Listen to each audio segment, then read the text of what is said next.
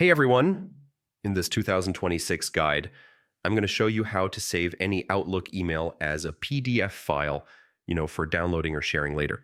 So, first, open Outlook and click on the email you want to save. Once it's open, look at the top left and click File. Yeah, that'll take you into the main menu. Now choose Print. Don't worry, we're not actually printing anything. Under the printer list, select Microsoft Print to PDF. This basically tells Outlook to convert the email into a PDF. After you pick that, click Print or Save. A small window will pop up asking where you want to save the file. Just choose your folder, type a name, and hit Save. And that's it. Your email is now a PDF. If you're using Outlook Web, it's also pretty simple.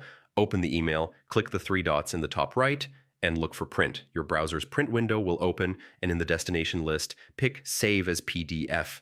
Then just save it like any other file. And yeah, that's all you have to do to save your Outlook emails as PDF quickly and easily. Oh, and thanks for watching.